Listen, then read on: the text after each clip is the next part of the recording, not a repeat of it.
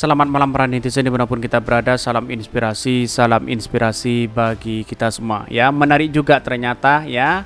Nah lo ini kereta cepat hadapi masalah baru, 3 kontraktor proyek ogah keluarkan sertifikat layak operasi. Wah, ada apa begitu kan, ada masalah apa begitu kan ya. Karena banyak spekulasi dan pakar ekonomi mengatakan bahwa ya kereta cepat ini adalah kereta ambisius begitu kan, proyek ambisius dan sebagainya begitu. Tetapi masih banyak kritikan-kritikan dari netizen begitu. Apakah dia benar atau tidak begitu kan? Ya, melihat dari realitasnya dalam jangka panjang sebenarnya ya kereta cepat itu baik begitu kan. Tetapi saya rasa apakah harus sekarang begitu kan pertanyaannya. Saya kira banyak spekulasi ya tidak harus sekarang begitu ya. Karena dampak ekonomi sekarang setelah Covid-nya luar biasa di situ begitu ya. Tetapi mari kita baca terlebih dahulu komentar-komentar netizen, banyak sekali pro dan kontra seperti ini. Ini ya, nah lo ini kereta cepat hadapi masalah baru, 3 kontraktor proyek ogah keluarkan sertifikat layak operasi.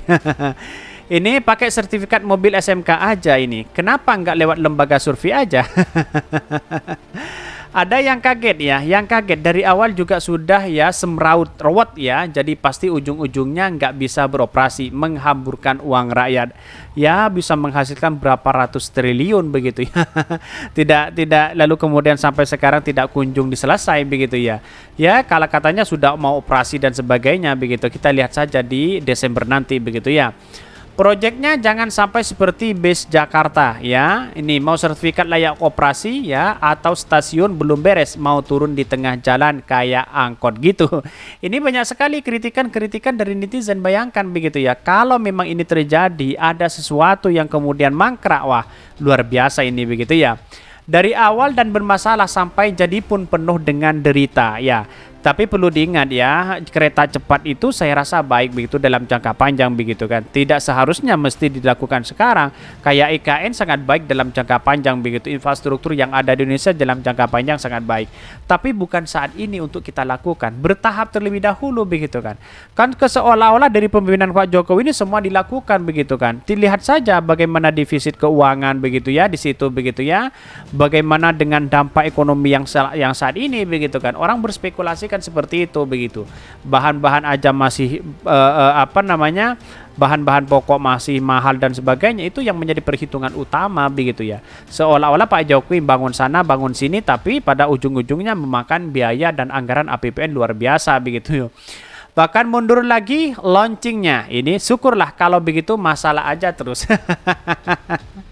Bahkan orang mengatakan mundur lagi launchingnya begitu kan ya, launchingnya ya. Apa yang mau dibanggakan ya Cebong Buzzer kalau udah gini ya. Pada Pak Buzzer dan Cebong ya tutup mata dan telinga kalau sudah seperti ini begitu kan. Saya rasakan seperti itu begitu ya. Bahkan tidak ada hasil baik tanpa perencanaan yang baik. Ini proyek tidak berkah ya, pemborosan uang negara dan berbagai alasan demi rakyat. Betul sekali begitu ya. Banyak sekali ini pro dan kontra begitu kan. Ya kritikan-kritikan dari netizen begitu. Bayangkan begitu. Bahkan dia mengatakan astagfirullah, hati-hati kalau mau naik kereta cepat ya.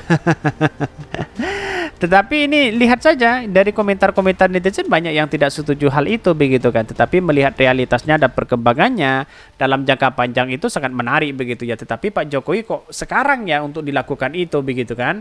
Mungkin biar di kepemimpinan Pak Jokowi yang ingin membangun semua bisa saja seperti itu begitu. Tapi lihat saja faktanya bagaimana begitu ya. Ini kan tidak sedikit biayanya begitu kan. Ya sangat luar biasa sekali begitu ya. Bahkan kalau bisa ya hasil ngutang dan sebagainya itu sebagai dampak negatif mereka begitu ya. Ya kalau seperti itu ya kacau begitu ya.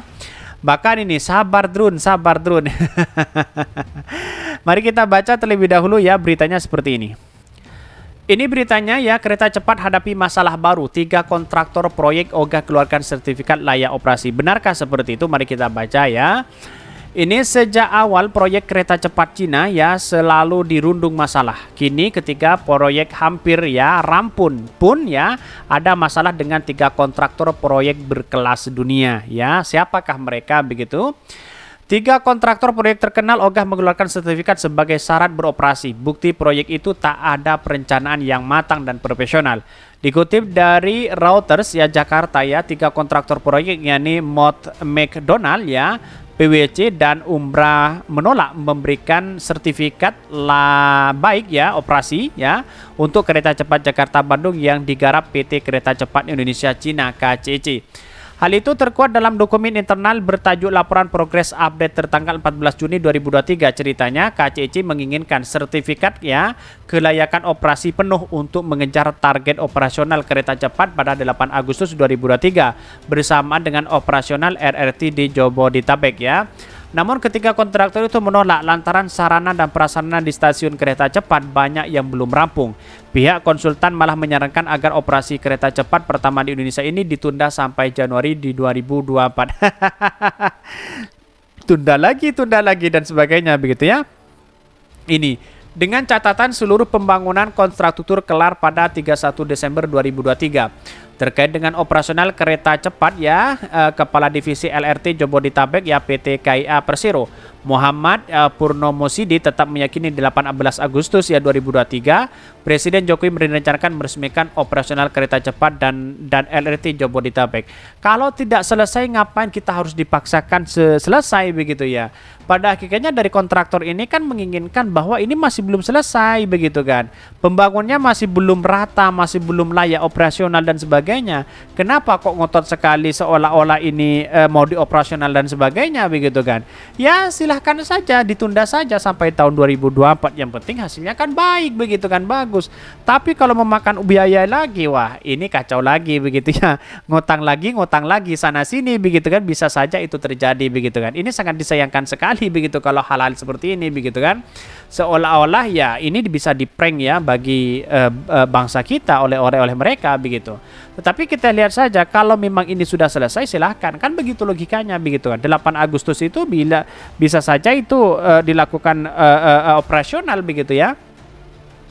Bahkan ya grand launching pada Agustus ini insya Allah tanggal 18 ya, permintaan Seskap ya grand launching bareng dengan KCJB ya kereta cepat, kata Purnomo Sidi di Bandung, Jawa Barat. Sedikit bocoran kata Purnomo Sidi ya, Jokowi mulanya naik LRT Jabodetabek rute Duku Atas Jatimulya hingga ke stasiun Halim. Kemudian Jokowi ganti naik kereta cepat menuju Bandung untuk pulangnya ya. Pak Jokowi ya Presiden naik kereta panoramik ya sampai hari ini rencananya tetap tanggal 18 Agustus ya. Inilah dikutip dari inilah.com.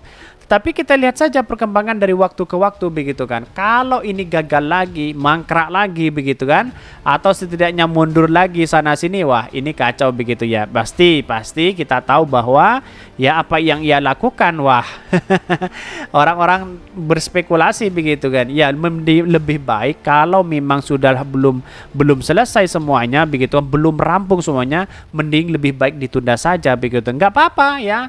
Walaupun masyarakat kecewa, walaupun tidak tepat sasaran, tidak tepat waktu begitu ya, lebih baik kan ditunda begitu kan, lebih menghasilkan ini semua.